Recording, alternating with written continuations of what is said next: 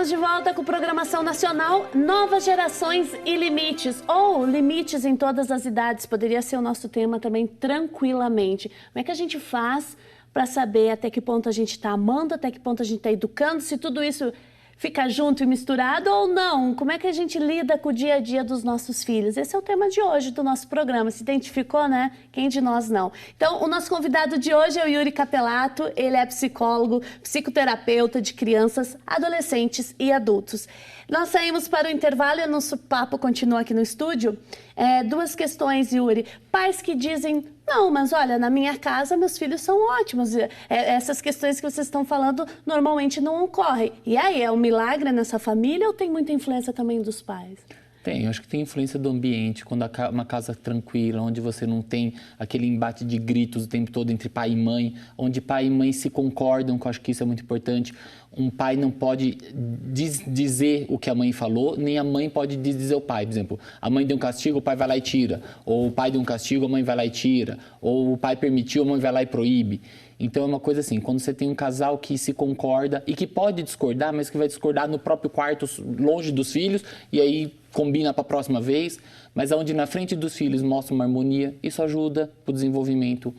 Onde você tem pais que, quando pequenininhos, conseguiram suportar essa crise de birra, a criança que pôde passar pelo limite, vai crescendo e vai se tornando uma criança amorosa, uma criança que recebeu carinho, afeto, é para ser uma criança mais tranquila. Tranquila, por que os pais falam isso? Não é que a criança nunca faz nada de errado, mas é um pai que desejou tanto esse filho, uma mãe que desejou tanto esse filho, que quando a criança faz uma birra, tudo na hora é estressante, mas isso passa e fica tão bem que ele vai ter lembrança das coisas boas. Okay. Então eu sempre converso com os pais que falam, meus filhos são tranquilos. Eu falo, mas nunca reclamou, deu, mas o que não tem de bom pesa. Compensa, você percebe? Aí vem uma importância grande que eu falo para os pais que ainda não tiveram filhos e estão pensando, então ainda é um casal, ainda não se tornou pai e mãe. Yuri, eu quero desculpa te cortar, mas eu acho que você vai entrar nessa questão que é essencial. A sociedade, como é que você vê? Se a família decide, o casal decide não ter filho, é um caso. Daí, se o casal decide ter um filho só, também é motivo para assunto. Como que os pais administram a quantia dos filhos, a quantidade dos filhos, número, a idade para ter esses filhos, o tempo de casamento? Ajuda a gente a pensar nisso. Pode continuar. Eu acho que assim, o principal que eu sempre falo aos pais é assim, desejar ter filho é diferente de desejar o filho. Porque desejar ter são 5 minutos na cama. Para alguns caras, 3 não dá mais nada. Desejar o filho é você saber que isso é mudança para a vida toda. E aí eu poder me planejar para isso, onde eu não vou assistir meu futebol à noite porque eu vou estar cuidando de um filho que está com birra, onde vai perder novela, vai perder o seriado que gosta. A saída. Onde você vai ter que fazer uma mudança da sua vida para se adaptar a essa nova vida que é ter filho. Achar que vai ter um filho e a vida vai continuar igual, então você não está pronto para ter um filho. É que nem cachorro. Ter cachorro você vai, adota e compra. Querer um cachorro é você querer acordar mais cedo para ir caminhar com ele, chegar cansado à noite do trabalho e o cachorro não tem culpa e você descer e caminhar. Filho é a mesma coisa. Eu trabalhei o dia todo, estou cansado. Seu filho não tem culpa. Você vai abrir um tempo para o seu filho. Não importa o quão cansado você tenha. Às vezes eu trabalho 12, 13, 14 horas, eu estou lá com meu filho, vou pegá-lo, vou brincar, vou... Por quê? Porque isso é você se dedicar a um filho. É um projeto. Percebe? Então é saber que você vai mudar a sua vida. E isso que é importante ter. Ter filho é só porque eu quero mostrar que eu tenho. Querer um filho, aí eu querer estar disposto a mudar partes da minha vida por esse filho. E aí os pais que falam que estão bem, foi por causa disso, porque perceberam assim, que eu mudei minha vida, mas eu queria isso, porque eu queria agora ter novos prazeres. Não os prazeres de quando antes de ser casado ou de antes de ter filho. Eu quero ter os novos prazeres que um filho traz. E por isso traz sacrifícios, tudo traz ganho e perda. E aqueles casais que com o casamento o filho já veio, de repente o casal sente a necessidade, não, eu quero um filho, ou enfim, uma das razões, porque depois nós também queremos aquele espaço do casal. Como é que você vê isso? É um egoísmo? É uma liberdade que esses pais podem ter? Falo que as pessoas são muito diferentes, então a gente tem que respeitar as diferenças. Tem casais que vão casar e já querem um filho logo porque já estavam juntos muito tempo antes, ou porque casaram tem muito grávidos. essa questão de querer ter esse prazer. Eu sempre pergunto para as mães, tipo, a gravidez foi planejada? Não, foi um acidente. Mas foi desejada? Foi. Quando eu descobri tudo que eu queria. Foi uma festa. Então, vai ter um desejo do filho de eu poder me adaptar a toda essa nova vida. Então, tá bom.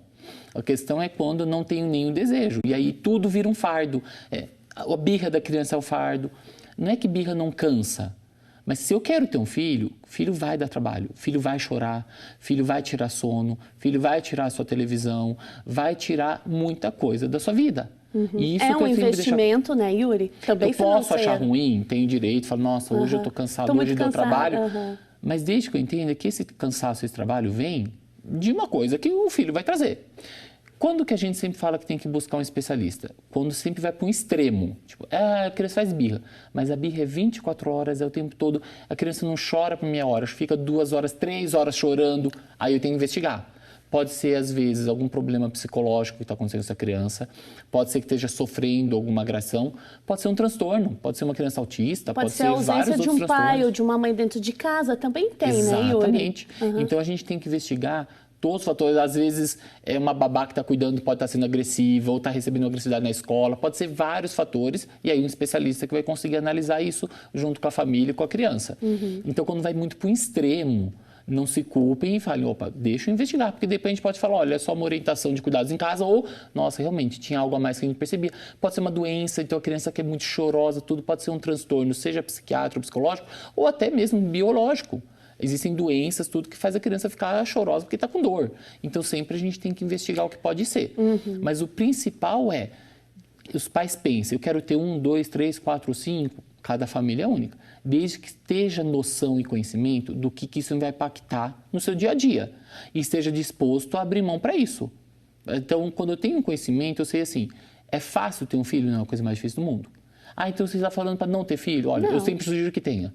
Mas entender isso, que é um sacrifício. Você vai ter que fazer um esforço. Yuri, eu quero entrar um pouco na realidade das famílias, nosso público que está nos acompanhando e tantos outros, e também dentro das questões que a gente selecionou, a questão dos adolescentes, né? Porque aí a gente abre outro parênteses, né? Como lidar com o filho adolescente? E eu queria trazer um outro elemento. Em muitas situações é na adolescência que os pais se separam. Alguns casais se separam, não são todos, óbvio.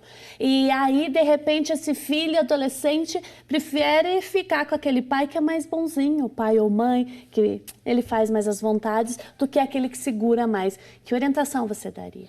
Primeira coisa é assim, você falou muito bem, pais não se separam, pelo menos não devem separar. É casal que separa, porque quando o casal se junta, ele é declarado marido e mulher, não pai e mãe. Quem declara pai e mãe é o filho. Você se torna pai e mãe quando o filho vem. Então, se o filho vem e ele é presente na vida, você é pai e mãe para sempre. Percebe? Quando o pessoal fala, meus pais se separaram, eu falei, não, seus pais podem não morar na mesma casa. Quem separou é o casal. Porque quando eles decidiram se juntar, não era você que decidiu. Eles não foram declarados pai e mãe. Se separaram. Então, eles se separaram porque eles, como marido e mulher, não estão funcionando. Como pai e mãe, eles têm que funcionar. O problema é que isso é difícil, porque daí um não quer mais conversar com o outro, etc. Exato. Hoje, por lei, o que mais está se orientando é a guarda compartilhada, onde o mesmo tanto que passa com um vai passar com o outro. Porque a gente sabe que os dois são importantes. Não é ficar 5 dias na casa da mãe e 2 na casa do pai, só o fim de semana onde aproveita. Não, é a guarda compartilhada. Quando a gente consegue que os pais entendam que eles continuam tendo um filho e se eles desejam ver esse filho bem, qualquer intriga entre um e outro tem que ficar de lado. Eu posso odiar a ex-mulher ou odiar o ex-marido por questões de como ele é, mas o meu filho ainda tem que ser o principal da minha vida e eu tenho que pensar que ele tem que ser importante e por isso que a gente tem que definir junto as coisas. Quando isso não se torna possível, aí você analisa juridicamente e psicologicamente, porque sempre tem um psicólogo junto, cada caso. Tem casos que a gente consegue a guarda compartilhada e vive com os dois. Tem casos que daí o psicólogo com o juiz vai definir qual que é a indicação. Se vai morar com a mãe, se vai morar com o pai, porque se tem um pai que é inadequado ou uma mãe que é inadequada. Ao adolescente, ele é escutado, mas é aí que tem, ele é escutado pelo juiz e ele é escutado pelo psicólogo forense, muitas vezes tem nem coisa, porque ele vai avaliar isso. Está escolhendo o pai porque é o mais afetivo, o que cuida, ou porque é o que mima? Porque se for porque mima, não vai ter essa autorização. Percebe? Isso então, claramente é visto. Se pode dar para o adolescente a chance dele fazer uma escolha. Mas quando que a gente pode fazer escolhas? Quando essa escolha é para o meu bem. Eu posso te dar uma chance de você escolher quem dirigir o carro, desde que você dirija dentro das normas, senão eles vão lá e caçam sua carteira. Sim. Você percebe? Liberdade, ela é conquistada, não dada. Então, se a gente fala de cuidar de adolescentes, os pais sempre me perguntam, quando que eu permito meu filho participar de uma decisão? Quando eu permito ele sair de casa ou ir para o shopping, Exato, não sei o quê? Festa. Quando ele conquista esse direito, não quando eu dou. Pai e mãe nunca dão liberdade para os filhos. Liberdade dada é mal usada.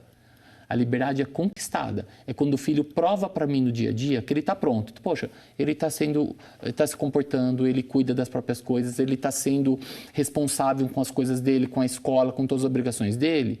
Então eu vou dar uma chance de ir. Ele sai com os amigos, eu fui para uma festinha, eu fiquei olhando, eu vi que ele se cuidou. Então eu vou deixar ele ir para um shopping. Poxa, ele foi, na verdade, bebeu escondido e voltou. O que ele mostrou para mim? Que ele não está pronto para essa liberdade. Ele não está maduro. Então ele vai ter que reconquistar esse direito. Yuri, mas e esse adolescente que foi para a guarda compartilhada nessa situação? Como é que lidar com a cabecinha dele ter 2 casas, de repente esses pais estão em outra relação, outro relacionamento? Que tipo de trabalho tem que fazer? Quando existe uma separação de casal, a gente sempre orienta que o filho vá fazer um acompanhamento psicológico, exatamente para a gente compreender para orientar os pais, como que eles vão lidar com isso, e cuidar da cabeça do filho. Pode ter 3 anos, 6 anos, 9 anos, 12 anos, 15 anos ou 18 anos, para ele poder compreender como que ele vai lidar com essa situação nova da vida dele. Então ele vai precisar de uma orientação, porque cada separação vai ter um aspecto único. Percebe? Como que estava lidando. Tem uns que vêm e falam, olha, sinceramente, melhorou muito a qualidade de vida, porque eu não aguentava mais aqueles 2 brigando o tempo todo. Então, chega uma hora que a qualidade de vida da família acaba. Exato. Então, a principal orientação está tendo separação? Busquem orientação profissional. Porque daí a gente analisa cada caso. Até porque a própria separação já é uma questão de conflito. Isso. Yuri, nós vamos continuar a nossa conversa com vocês aí de casa e no próximo bloco nós fizemos uma matéria especial para falar um pouco da realidade dos jovens. Voltamos já já.